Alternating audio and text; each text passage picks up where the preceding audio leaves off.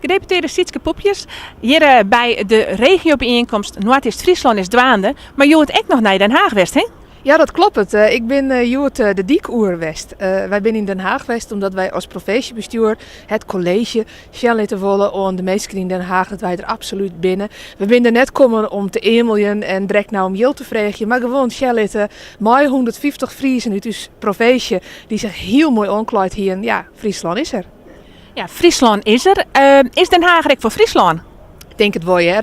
En als het nou een heel negatief persoon is, dan kiest ze van, ach ja, er wordt altijd om Ranestad denken die en alleen nog de Ranestad hield en de rest van Nederland hield ik bijvoorbeeld van de Achterhoek en dat soort gebieden. Ach, die doggen er net aan.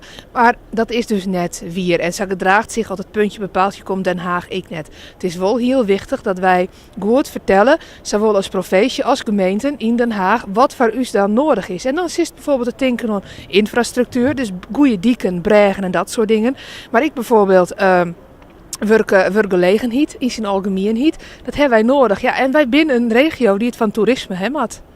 Ja, als ik eens even naar de troonrede die Willem-Alexander voorleesde, ik vond hem net pervast negatief. Nee, dat koest ik minder. Ik wil er wel een paar dingen noemen. Het eerste wat mij opviel is dat hij, en dat weer de manier waarop hij het zei, hè, dat hij er heel ontspannen in zit. Het weer duidelijke vooruitgang ten opzichte van Vlient hier. Het zal ik wel net zo makkelijk wezen als het soks wat eerst was.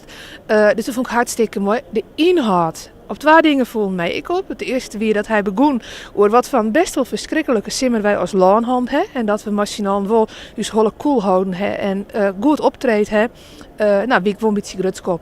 En wat ik heel mooi vond is dat er zo stadig een beetje lacht op het eind van de tunnel komt. En ik vind dat het kabinet het best wel goed doet, laten we eerlijk wezen. Het is net makkelijk om in een economisch minder tijd orde op zaken te stellen. En misschien hier ik het als CDA wat oorstien, maar het moet ik zijn worden dat het kabinet het best wel goed doet.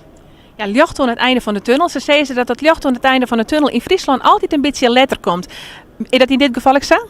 Nou, ze zeggen, en ik geloof ook wel dat het klopt, dat de crisis bij ons wat later hier begonnen is. In 2008 is hij vooral in Amerika en in Europa begonnen, in Nederland ook. En wij hebben een beetje later gekregen. Dus wij komen er ook weer een beetje later uit.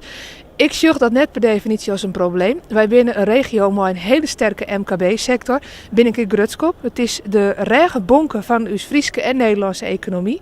Ik vind dat wij als gemeente en provincie zorgen moeten dat die mensen, maar zulke bedrijven, hun ding dwang kunnen blowen.